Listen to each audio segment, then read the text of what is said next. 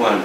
Hi everybody, I'm James, this is Fred. This probably is our game of the week, wouldn't it? Well, when you look at Whittier, Pasadena, you know, starting of league, and the game you're talking about right now is the Angelus League opener, right. St. Paul at St. Francis. That's correct. On Friday night. I'll be there. Yeah, it's one of those games, James. That, you know, this Angelus League is a lot of fun because they got a lot of our local team. You know, you got LaSalle in there too, and then you got some, you know, Cathedral and Salesian, some teams kind of on our coverage borders that are typically pretty good teams, and so these are a lot of fun games. And you know, on paper, and if you look at Cal Preps, this is a blowout on paper. Yeah, sure is. But you know, I've watched some of these Angelus League games, or you looked at the scores over the past few years.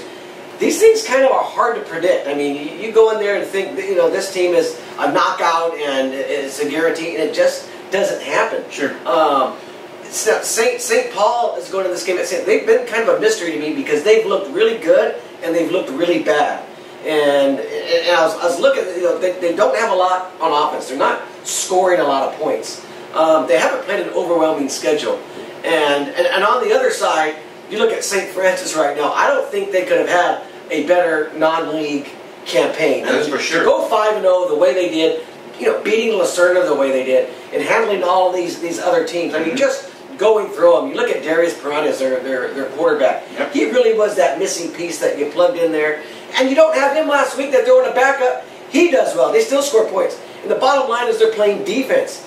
I think this is the first step for St. Francis. You know, they need to win that Angelus League title to set a tone.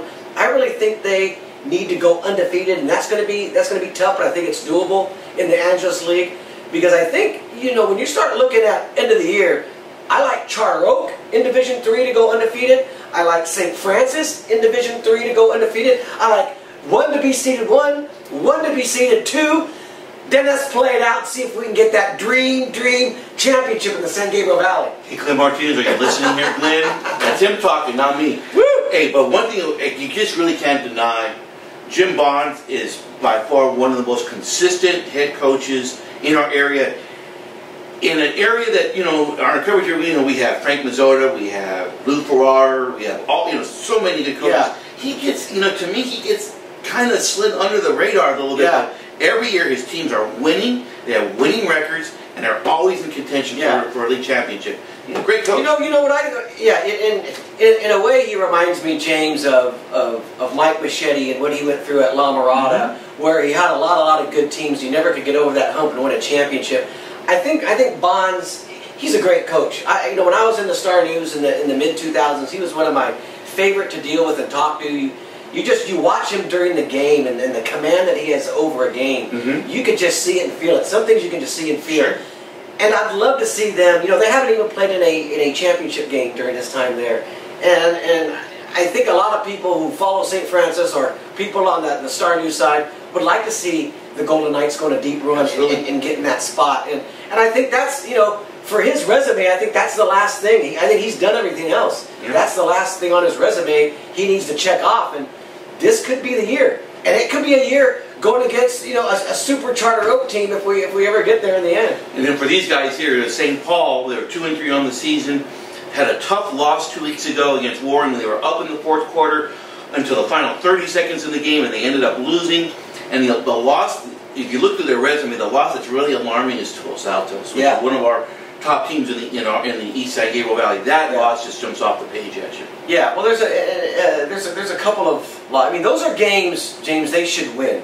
You know, that's the bottom line. You want to compete in the Angelus League. You're St. Paul, a private school who years ago used to be one of the Division I powers, and you're trying to climb back up there. Yeah. You need to win those games against those public schools. It's not like Los Altos is Charter Oak, some superpower. Right. So you need to win those games. That's why I say in a game like this, you really can't pick them. You know this is going to be St. Francis. Yeah, it's a sexy game on paper because it's St. Paul and St. Francis, but it's probably going to be a 4-touchdown game. Could very well be. You have contrasting styles of St. Paul. They love to run the football versus a St. Francis team that just likes to spread the field. They want to use all 53 yards of that field from sideline to sideline to find their matchups and everything. Yeah. It's going to be.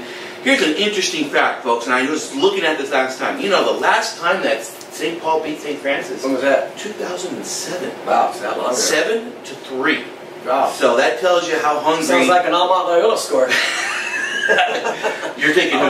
Hey, so you're taking St. I'm Francis? taking St. Francis, and I'm taking it easy. I'm taking them easy. I think their big games are going to be down the line, but I think St. Paul has the ability to make it close. I just don't see it. Because remember, week 10 is St. Francis Cathedral at St. Francis. That's going to be the game. That's the game. That's the game. I think I tweeted before that. Can we just get to week 10 so we can play? Get this game going, so we can play it, so to speak. This is the fun time. I mean, these games 6 through 10. These next 4 or 5 weeks, James. This is it. This is where it gets fun. So it's St. Paul at St. Francis. If you can't make the game, make sure you're following. I'm going to be at the game. I think we've got Will Hernandez from the Whittier. Yep. Our Whittier is going to be covering the game. We'll be tweeting out all the game updates throughout the evening. Make sure you're following it on the Whittier Daily News website and the San Gabriel Valley Tribune and the Pasadena Star News as well. Thank you.